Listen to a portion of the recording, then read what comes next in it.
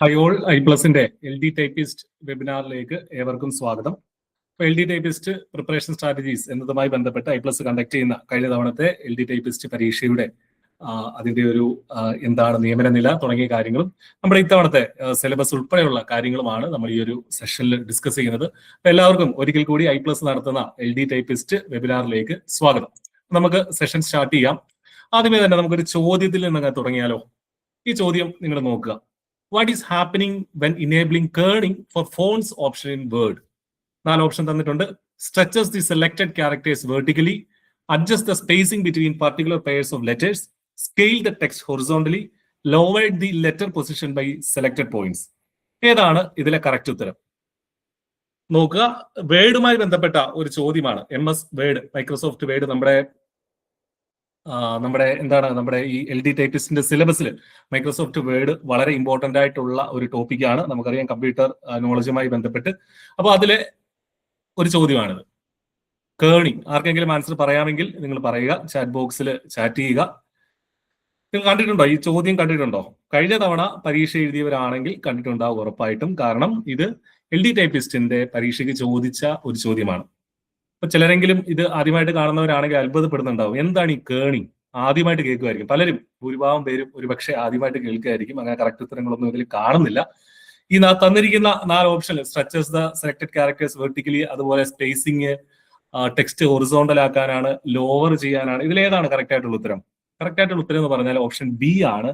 Adjust the spacing between particular pairs of letters. അപ്പോൾ നമ്മളിത് ഇത് നോക്കുക. ഇത് വേർഡിന്റെ എന്താണ് ആൻസർ എന്നുള്ളത് ഞാൻ എക്സ്പ്ലെയിൻ ചെയ്യുകയാണെങ്കിൽ നമ്മുടെ വേർഡിന്റെ അതിന്റെ ഒരു സ്ക്രീൻഷോട്ട് ആണ് ഇവിടെ ഇരിക്കുന്നത്. അപ്പൊ ഇവിടെ കണ്ടാൽ അറിയാം, ഹോം ടാബ് ആണ് ഇവിടെ ആക്റ്റീവ് ആയിട്ടിരിക്കുന്നത്. ഹോം ടാബില് ഫോണ്ട് എന്ന് പറയുന്ന ഒരു ബോക്സ് ഉണ്ട് അല്ലെ? ഫോണ്ട് എന്ന് പറയുന്ന ബോക്സ് ഉണ്ട്. അതിന്റെ താഴെ ഞാൻ ഈ റെഡ് സർക്കിളിൽ അത് എക്സ്പാൻഡ് ചെയ്തിട്ടുണ്ട്. ആ റെഡ് സർക്കിളിൽ അത് അവിടെയാണ് ആ ഫോണ്ടിന്റെ ബോക്സ് എക്സ്പാൻഡ് ചെയ്യാനുള്ള ഓപ്ഷൻ വരിക. അത് ക്ലിക്ക് ചെയ്യുമ്പോൾ ഇങ്ങനെ ഒരു അഡീഷണൽ വിൻഡോ വരും. ഈ അഡീഷണൽ വിൻഡോ നിങ്ങൾക്ക് കാണാനായിട്ട് സാധിക്കും. ഈ അഡീഷണൽ വിൻഡോയിൽ ഫോണ്ട് അഡ്വാൻസ്ഡ് എന്ന് പറഞ്ഞിട്ടുള്ള 2 ഓപ്ഷൻസ് കാണാം. അതിൽ അഡ്വാൻസ് എന്ന് പറഞ്ഞ ഓപ്ഷൻ ഞെക്കുമ്പോൾ അവിടെയാണ് കേണിംഗ് ഫോർ ഫോൺസ് എന്ന് പറഞ്ഞ ഒരു സംഗതി ഉള്ളത്. അപ്പൊ ഇത് എന്താന്ന് വെച്ചാൽ മറ്റൊന്നുമില്ല, നമ്മുടെ സ്പേസ്, ഈ ക്യാരക്ടേഴ്സ് തമ്മിലുള്ള സ്പേസ് അഡ്ജസ്റ്റ് ചെയ്യുന്ന ഒരു സംഗതിയാണ് ഈ കേണിംഗ് എന്നുകൊണ്ട് നമ്മൾ ഉദ്ദേശിക്കുന്നത്.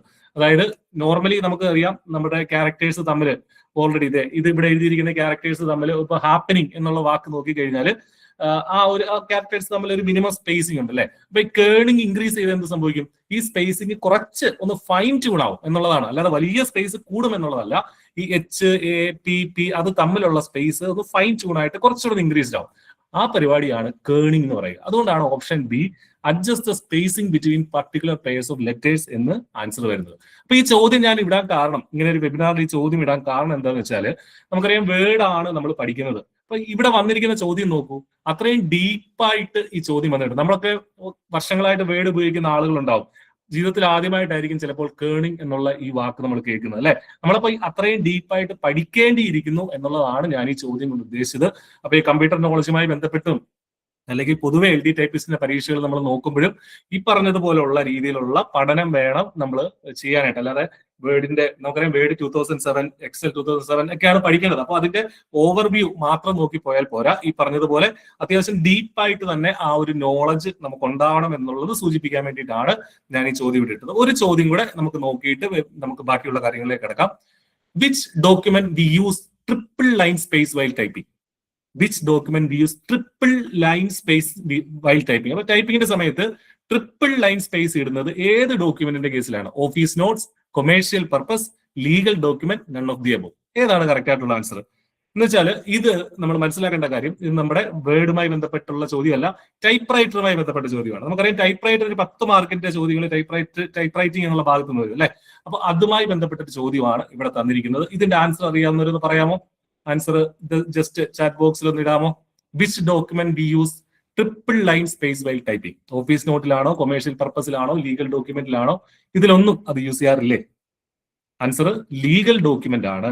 ലീഗൽ ഡോക്യുമെന്റ് ആണ്. അപ്പോൾ ടൈപ്പ് റൈറ്റിംഗിലാണ് ഇത് ആപ്ലിക്കബിൾ ആവുക കേട്ടോ. ഇത് ടൈപ്പ് റൈറ്റിംഗിലാണ് നമുക്ക് ഇത് ആപ്ലിക്കബിൾ ആവുക. ടൈപ്പ് റൈറ്റിംഗിലുള്ള ടൈപ്പിംഗിൽ ലീഗൽ ഡോക്യുമെന്റുകളുടെ കേസിലാണ് ഈ പറഞ്ഞ എന്താണ് ഇതിന്റെ ട്രിപ്പിൾ ലൈൻ സ്പേസ്, ഒരു 3 ലൈനിന്റെ സ്പേസ് നമ്മൾ വിടുന്നത് എന്നുള്ളതാണ് ഇവിടെ ഉദ്ദേശിക്കുന്നത്. അപ്പോൾ ഓപ്ഷൻ ബി ആണ് ഇവിടുത്തെ കറക്റ്റ് ആൻസർ. ഇതും കഴിഞ്ഞ ഓപ്ഷൻ ബി ആണ്, ഞാൻ അവിടെ മാർക്ക് ചെയ്തതല്ല, ഓപ്ഷൻ ബി ആണ് കറക്റ്റ് ആൻസർ.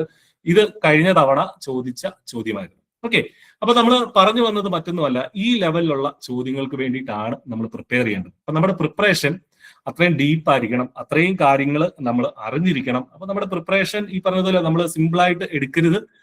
ഈ സിലബസിലെ ഓരോ വാക്കുകളും ഇമ്പോർട്ടന്റ് ആണ്, ഓരോ വാക്കുകളും കുറച്ച് ഡീപ്പായിട്ട് തന്നെ പഠിക്കാനായിട്ട് ശ്രദ്ധിക്കുക. ഓക്കെ, ഇനി നമ്മൾ ഇത്തവണ വന്ന നോട്ടിഫിക്കേഷനുകളുടെ കാര്യം നമുക്ക് നോക്കി തുടങ്ങാം.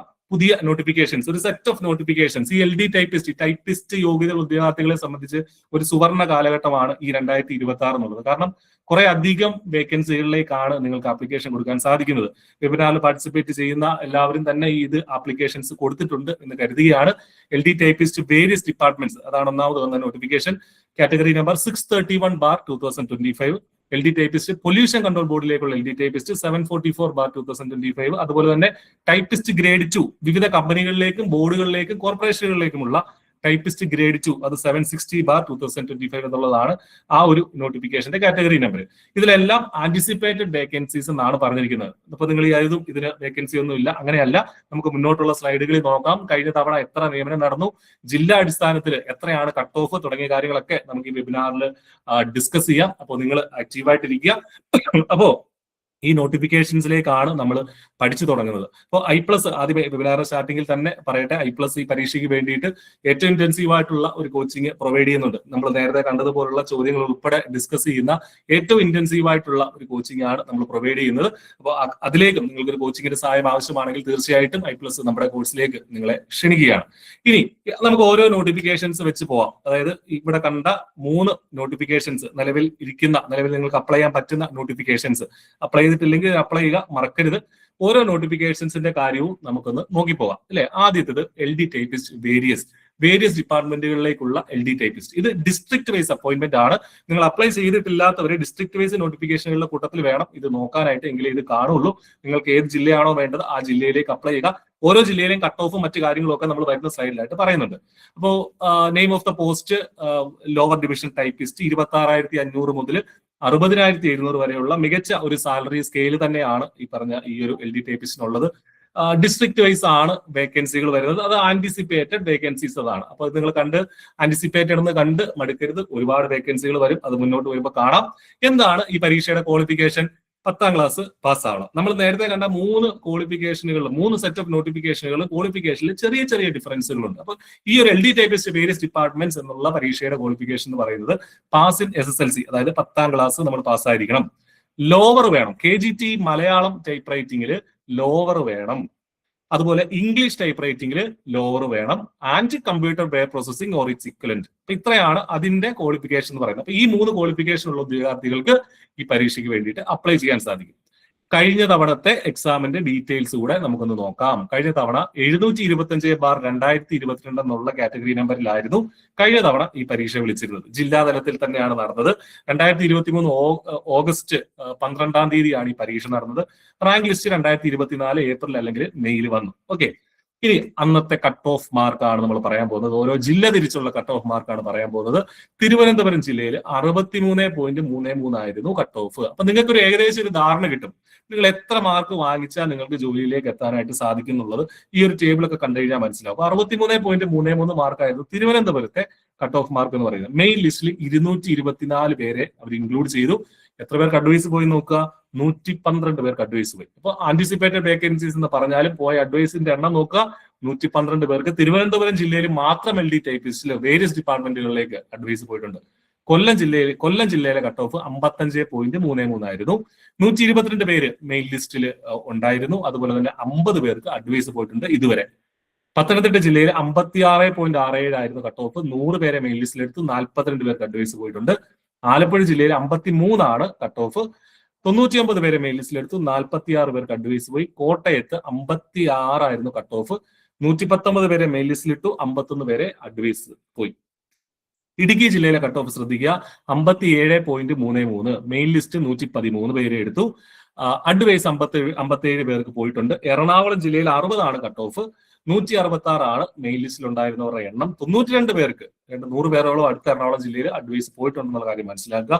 തൃശ്ശൂർ ജില്ലയിൽ 56.67, 130 പേരെ അവരെ മെയിൻ ലിസ്റ്റിൽ ഇട്ടു.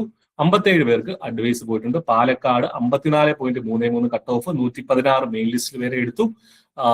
അഡ്വൈസ് 47 പേർക്ക് പോയിട്ടുണ്ട്. മലപ്പുറം ജില്ലയിൽ 56.33 ആണ് മലപ്പുറം ജില്ലയിലെ കട്ട് ഓഫ് മാർക്ക്. 123 പേരെ മെയിൻ ലിസ്റ്റിൽ അവർ ഇൻക്ലൂഡ് ചെയ്തു.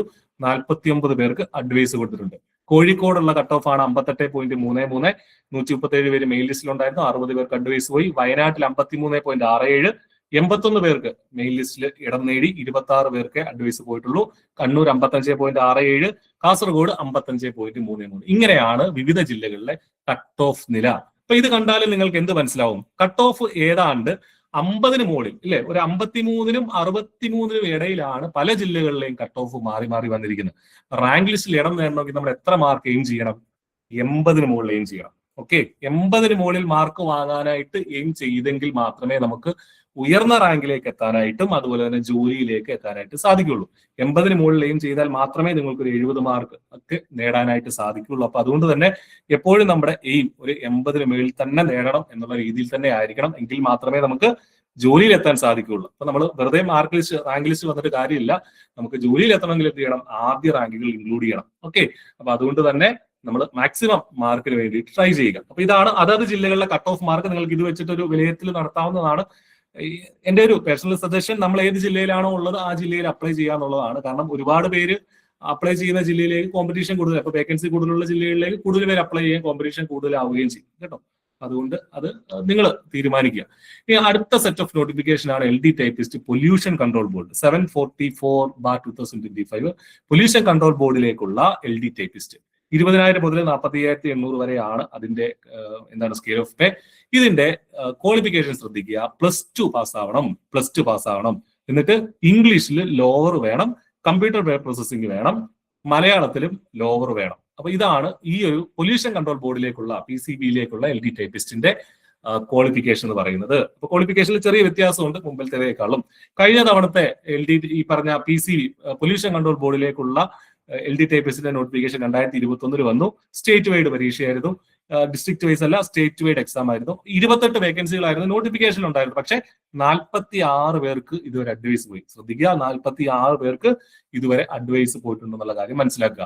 കഴിഞ്ഞ തവണ ഈ പരീക്ഷയ്ക്ക് പ്രിലിംസും ഉണ്ടായിരുന്നു, മെയിൻസും ഉണ്ടായിരുന്നു. അതാണ് നമ്മൾ മനസ്സിലാക്കേണ്ടത്. പ്രിലിമിനറി ഉണ്ടായിരുന്നു, മെയിൻസും ഉണ്ടായിരുന്നു. പക്ഷെ ഇത്തവണ ഒരൊറ്റ പരീക്ഷയേ ഉള്ളൂ. അത് നിങ്ങൾ പേടിക്കേണ്ട. ഇതെല്ലാം കൂടെ കമ്പൈൻ ചെയ്ത് ഒരു പരീക്ഷയായിട്ട് വരാൻ തന്നെയാണ് സാധ്യത. അതുകൊണ്ട് ഒറ്റ എക്സാമേ ഉണ്ടാവുള്ളൂ, പ്രിലിംസും മെയിൻസും ഇല്ല. ഒരു പരീക്ഷയേ ഉള്ളൂ. കഴിഞ്ഞ തവണത്തെ മെയിൻസിന്റെ കട്ട് ഓഫ് 64 ആയിരുന്നു. ഈ പൊല്യൂഷൻ കൺട്രോൾ ബോർഡിലേക്കുള്ള LD ടൈപ്പിസ്റ്റിന്റെ മെയിൻസ് പരീക്ഷയുടെ കട്ട് ഓഫ് 64 ആയിരുന്നു എന്നുള്ള കാര്യം കൂടെ മനസ്സിലാക്കുക. ഇനി ടൈപ്പിസ്റ്റ് ഗ്രേഡ് 2 അതും മറ്റൊരു നോട്ടിഫിക്കേഷൻ ആയിട്ട് വന്നിട്ടുണ്ട് അല്ലെ. ടൈപ്പിസ്റ്റ് ഗ്രേഡ് 2 എന്നുള്ളത് കമ്പനി ബോർഡ് കോർപ്പറേഷനുകളിലേക്ക്, വിവിധ സർക്കാർ ഉടമസ്ഥതയിലുള്ള വിവിധ കമ്പനികളിലേക്കും ബോർഡുകളിലേക്കും കോർപ്പറേഷനുകളിലേക്കും സ്കെയിൽ ഓഫ് പേ അതായത് കമ്പനികൾ അല്ലെങ്കിൽ ബോർഡുകൾ കോർപ്പറേഷനുകൾ നിശ്ചയിക്കുന്നത്. ഇപ്പൊ KSRTC ഒരു കോർപ്പറേഷൻ ആണ്, KSEB ഒരു ബോർഡാണ് അല്ലെ. അങ്ങനെ പല കമ്പനികളുണ്ട് സർക്കാരിന്റെ കീഴിൽ, പല ബോർഡുകളുണ്ട്, കോർപ്പറേഷനുകളുണ്ട്. 36 വയസ്സ് വരെയുള്ളവർക്ക് അപ്ലൈ ചെയ്യാം. ഈ എല്ലാ 3 നോട്ടിഫിക്കേഷനുകളും 36 ആണ്. ജനറൽ കാറ്റഗറിയിലാണ് 36 എന്ന് പറയുന്നത്. SC ST അല്ലെങ്കിൽ OBC ആണെങ്കിൽ ഏജ് റിലാക്സേഷൻ നിങ്ങൾക്കുണ്ട്. നമ്പർ ഓഫ് വേക്കൻസീസ് ആന്റിസിപ്പേറ്റഡ് ആണ്. ക്വാളിഫിക്കേഷൻ ശ്രദ്ധിക്കുക. ഇവിടെ 10ാം ക്ലാസ് മതി, 10ാം ക്ലാസ് പാസ്സാവുക. ടൈപ്പ് റൈറ്റിംഗ് ഇംഗ്ലീഷ് ഹയർ വേണം. ശ്രദ്ധിക്കുക, ഇംഗ്ലീഷ് ഹയർ വേണം. കൂടാതെ വേർഡ് പ്രോസസ്സിംഗ് വേണം. പിന്നീട് മലയാളം ലോവറും വേണം. ഇതാണ് ഇതിന്റെ ബേസിക് ആയിട്ടുള്ള എസെൻഷ്യൽ ക്വാളിഫിക്കേഷൻസ് എന്ന് പറയുന്നത്. കഴിഞ്ഞ തവണത്തെ ടൈപ്പിസ്റ്റ് ഗ്രേഡ് 2ന്റെ കമ്പനി ബോർഡ് കോർപ്പറേഷനുകളിലേക്കുള്ള ടൈപ്പിസ്റ്റ് ഗ്രേഡ് 2ന്റെ കഴിഞ്ഞ തവണത്തെ എക്സാം ഡീറ്റെയിൽസ് നമ്മൾ നോക്കിക്കഴിഞ്ഞാൽ സ്റ്റേറ്റ് വൈഡ് എക്സാം ആയിരുന്നു. പ്രിലിംസ് പ്ലസ് മെയിൻസ് ആയിട്ട് തന്നെയാണ് ഈ പരീക്ഷയും കണ്ടക്ട് ചെയ്തത്. ഇത് പക്ഷെ ഇത്തവണ ഒറ്റ പരീക്ഷയേ ഉള്ളൂ. അപ്പോൾ അതുകൊണ്ട് അത് പേടിക്കേണ്ട. കട്ട് ഓഫ് 61.67 ആയിരുന്നു മെയിൻസിന്റെ കട്ട് ഓഫ്. ടൈപ്പിസ്റ്റ് ഗ്രേഡ് 2 എന്ന് പറയുന്ന മെയിൻസിന്റെ കട്ട് ഓഫ് 61.67 ആയിരുന്നു എന്നുള്ള കാര്യം കൂടെ മനസ്സിലാക്കുക. ഓക്കെ, ഇനിയാണ് നമ്മൾ മനസ്സിലാക്കേണ്ട മറ്റൊരു സംഗതി. ഈ 3 നോട്ടിഫിക്കേഷൻസ് ആണ് ഇപ്പോഴും വന്നിരിക്കുന്നത്. ഇതേ സിലബസ് വെച്ച് തന്നെ ഈ 3 പരീക്ഷയ്ക്കും കൂടെ ഒറ്റ സിലബസേ ഉള്ളൂ. ഒറ്റ സിലബസിൽ പഠിച്ചാൽ മതി. ഓക്കെ, അതേ സിലബസ് വെച്ച് തന്നെ 2 പുതിയ നോട്ടിഫിക്കേഷൻസ് ഇവിടെ വരാനിരിക്കുന്നുണ്ട്. ഉടനെ തന്നെ നമ്മൾ അത് എക്സ്പെക്ട് ചെയ്യുന്നുണ്ട്. University computer assistant grade 2, secretariat computer assistant grade 2. ഇതേ ക്വാളിഫിക്കേഷനുള്ള ടൈപ്പിസ്റ്റ് ക്വാളിഫിക്കേഷനുള്ള ഉദ്യോഗാർത്ഥികൾക്ക് അപ്ലൈ ചെയ്യാൻ പറ്റുന്ന പരീക്ഷയാണ്. സിലബസ് സെയിം ആണ്. ഒരുമിച്ച് പഠിക്കാൻ, നമുക്ക് ഒരേപോലെ പഠിക്കാം. അപ്പൊ ഈ 2 വേക്കൻസി, ഒരുപാട് വേക്കൻസികൾ വരുന്ന 2 പോസ്റ്റുകളാണ് ഈ കൊടുത്തിട്ടുള്ളത്. യൂണിവേഴ്സിറ്റി കമ്പ്യൂട്ടർ അസിസ്റ്റന്റും അതുപോലെ തന്നെ സെക്രട്ടേറിയറ്റ്, കമ്പ്യൂട്ടർ അസിസ്റ്റന്റ്. അപ്പോൾ നമ്മൾ ഒന്ന് ആലോചിച്ച് നോക്കി, ഒറ്റ സിലബസ് പഠിച്ച് ഒരേ കാര്യങ്ങൾ പഠിച്ച് നിങ്ങൾക്ക് 5 പോസ്റ്റുകളിലേക്കാണ് അപ്ലൈ ചെയ്യാൻ പറ്റുക, അല്ലെ 5 പോസ്റ്റുകളിലേക്കാണ് നിങ്ങൾക്ക് പ്രയോജനപ്പെടുക. അതുകൊണ്ടാണ് പറയുന്നത് ടൈപ്പിസ്റ്റ് യോഗ്യതയുള്ള ഉദ്യോഗാർത്ഥികളെ സംബന്ധിച്ച് ഈ ഒരു സിലബസ് എന്ന് പറയുന്നത്, അല്ലെങ്കിൽ ഈ ഒരു സൈക്കിൾ, ഈ ഒരു വർഷം എന്ന് പറയുന്നത് തീർച്ചയായിട്ടും നമ്മളെ സംബന്ധിച്ച് വളരെ ഇമ്പോർട്ടന്റ് ആണ്, ഒരു സുവർണ കാലഘട്ടമാണ് എന്ന് തന്നെ നമുക്ക് പറയേണ്ടി വരും. അപ്പോൾ അതുകൊണ്ട് തന്നെ ഈ പറഞ്ഞ ഈ 2 നോട്ടിഫിക്കേഷൻസും ഉടനെ തന്നെ നമ്മൾ എക്സ്പെക്ട് ചെയ്യണം. എക്സാം സ്ലോട്ട്, PSCയുടെ പരീക്ഷാ കലണ്ടർ വന്നിട്ടുണ്ട്. ഒക്ടോബർ, നവംബർ അല്ലെങ്കിൽ ഡിസംബർ, ഈ 3 മാസങ്ങളിൽ ഒന്നിലായിരിക്കും എക്സാം വരിക. അപ്പൊ ഇത് നമുക്കൊരു പ്രയോജനമാണ്. കാരണം ഒക്ടോബർ എന്ന് പറയുമ്പോൾ ഒരു 10 മാസം, ഏറ്റവും കുറഞ്ഞത് ഒക്ടോബറിന് മുന്നേ വരില്ല. അപ്പൊ ഒക്ടോബറിലാണ് പരീക്ഷ എന്ന് കരുതി തന്നെ പഠിക്കുക. 10 മാസം നമ്മുടെ മുന്നിലുണ്ട്. നേരത്തെ കണ്ട ആ ഒരു ചോദ്യങ്ങൾ ഉൾപ്പെടെ നിങ്ങൾക്ക് ടാക്കിൾ ചെയ്യാൻ പറ്റിയ രീതിയിൽ അത്രയും ഡീപ്പായിട്ട് പഠിക്കാനുള്ള സമയം നമ്മുടെ മുന്നിലുണ്ട്. കൺസിസ്റ്റന്റ് ആയിട്ട് വർക്ക് ചെയ്യുക എന്നുള്ളതാണ് നമ്മൾ ചെയ്യേണ്ടത്. നിങ്ങൾ ടൈപ്പിസ്റ്റ് യോഗ്യത നേടിയത് തന്നെ, നിങ്ങൾ 10ാം ക്ലാസ് അല്ലെങ്കിൽ +2 കഴിഞ്ഞിട്ട് നിങ്ങൾ ഒരു ടൈപ്പ് റൈറ്റിംഗ് പഠിക്കാൻ പോയി, ഈ പറഞ്ഞ ലോവറും ഹയറും ഒക്കെ എടുത്തത് എന്തിനു വേണ്ടിയിട്ടാണ്? വെറുതെ നിങ്ങൾക്ക് ടൈപ്പ് റൈറ്റർ അറിയാൻ വേണ്ടിയിട്ടാണോ? ഒരു രസത്തിന് എടുത്താണോ? അല്ല, നമുക്ക് സർക്കാർ ജോലിയിലേക്ക് കയറാൻ വേണ്ടി തന്നെയാണ് നമ്മൾ ആ പരീക്ഷ എഴുതിയെടുത്തത്, അല്ലെ? ആ ടൈപ്പ് റൈറ്റിംഗ് പഠിച്ചത് അതിനു വേണ്ടി തന്നെയാണ്, സർക്കാർ ജോലി ലക്ഷ്യമിട്ട് തന്നെയാണ്. അപ്പൊ അതിനുള്ള അവസരമാണ് നിങ്ങൾക്ക് ഇവിടെ വന്നിട്ടുള്ളത്. ഈ സിലബസ്, ഇതാണ് സിലബസ് നമ്മുടെ മുന്നിലുള്ളത്, അല്ലെ? I+, ഈ ഫുൾ സിലബസ് കവർ ചെയ്തിട്ടുള്ള കോഴ്സുകളാണ് ഈ പറഞ്ഞ ടൈപ്പിസ്റ്റ് പരീക്ഷയ്ക്ക് വേണ്ടിയിട്ട് ക്രാക്ക് ചെയ്യുന്നത്. നിങ്ങളുടെ സ്വപ്നം, ഗവൺമെന്റ് ജോലി എന്ന സ്വപ്നം പൂർത്തീകരിക്കുന്നത് വരെ I+ നിങ്ങൾക്കൊപ്പം ഉണ്ടാകും എന്നുള്ള കാര്യം കൂടെ പറയുകയാണ്. അപ്പൊ ഈ പറഞ്ഞ general knowledge and current affairs, ഇതിന് ഓരോന്നിനും എന്താണ് വളരെ ഡീപ്പായിട്ട് അല്ലെങ്കിൽ എക്സ്പ്ലെയിൻ ചെയ്തിട്ടുള്ള ഡീറ്റെയിൽഡ് ആയിട്ടുള്ള സിലബസ് നമ്മുടെ മുന്നിലുണ്ട്. ജനറൽ നോളജ് ആൻഡ് കറണ്ട് അഫയേഴ്സിന് 10 മാർക്കാണുള്ളത്. അതിനകത്ത് എന്തൊക്കെ പഠിക്കണം? നമുക്ക് ഫാക്ട്സ് അബൌട്ട് ഇന്ത്യ പഠിക്കണം, അതുപോലെ തന്നെ ഫാക്ട്സ് അബൌട്ട് കേരള പഠിക്കണം. നമ്മൾ ജനറൽ PSCക്ക് വേണ്ടിയിട്ടൊക്കെ ഡിഗ്രി പ്രിലിംസ് അല്ലെങ്കിൽ 10th level, +2 level common prelims ഒക്കെ പഠിക്കുന്ന ആളുകളാണെങ്കിൽ അതേ കാര്യങ്ങൾ തന്നെ പഠിച്ചാൽ മതി. അത്രയും വാസ്റ്റ് ആയിട്ടില്ല, കുറച്ചേ ഉള്ളൂ. ഈ പറഞ്ഞ ഫാക്ട്സ് അബൌട്ട് കേരളയും ഫാക്ട്സ് അബൌട്ട് ഇന്ത്യയും ജോഗ്രഫിയും ഹിസ്റ്ററി 1857 മുതലുള്ള ഹിസ്റ്ററി, അതുപോലെ 5 ഇയർ പ്ലാൻസ്, നാഷണൽ മൂവ്മെന്റ്, ഇത്രയും കാര്യങ്ങളാണ് അതിൽ വരുന്നത് ഇന്ത്യയുമായി ബന്ധപ്പെട്ട്. പിന്നീട് കേരളത്തിന്റെ ജോഗ്രഫിയും അതുപോലെ തന്നെ റിനേസൻസ് ഇൻ കേരള അതും കൂടെ നമുക്കുണ്ട്. ഇതെല്ലാം കൂടെ ചേർത്ത് 10 മാർക്ക്. കറണ്ട് അഫയേഴ്സും ഈ ഒരു 10 മാർക്കിനുള്ളിൽ തന്നെയാണ് വരുന്നത് എന്നുള്ള കാര്യം ഓർക്കുക. അതാണ് പാർട്ട് 1. പാർട്ട് 2 ആണ് കമ്പ്യൂട്ടർ വേർഡ് പ്രോസസ്സിംഗ്. 40 മാർക്കാണ് അവിടെ ഉള്ളത്.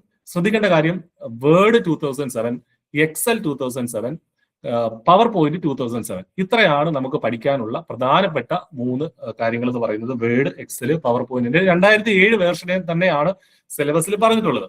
കൂടാതെ ബേസിക്സ് ഓഫ് കമ്പ്യൂട്ടർ എന്നുള്ള രീതിയിൽ കുറച്ച് കാര്യങ്ങൾ നമുക്ക് പഠിക്കാനുണ്ട്. നോക്കുക, സിലബസിൽ ഏറ്റവും ഇമ്പോർട്ടൻസ് ഉള്ളത് ഈ ഭാഗത്തിനാണ്. 40 ചോദ്യങ്ങളാണ് ഈ കമ്പ്യൂട്ടർ വേർഡ് പ്രോസസ്സിംഗിൽ നിന്ന് വരിക. ടൈപ്പ് റൈറ്റിംഗ് പഠിച്ച ആളുകളാണെങ്കിൽ, കമ്പ്യൂട്ടർ വേർഡ് പ്രോസസ്സിന്റെ സർട്ടിഫിക്കറ്റ് ഉള്ള ആളുകളാണെങ്കിൽ ഉറപ്പായിട്ട് നിങ്ങൾക്ക് ഈ കാര്യങ്ങൾ അറിയാവുന്നതേ ഉള്ളൂ. എങ്കിലും ഒന്ന് പരീക്ഷയുടെ എക്സാം പോയിന്റ് ഓഫ് വ്യൂവിൽ, നേരത്തെ നമ്മൾ കണ്ട ചോദ്യങ്ങളില്ലേ, അത്തരം ചോദ്യങ്ങൾ പ്രതീക്ഷിക്കണം.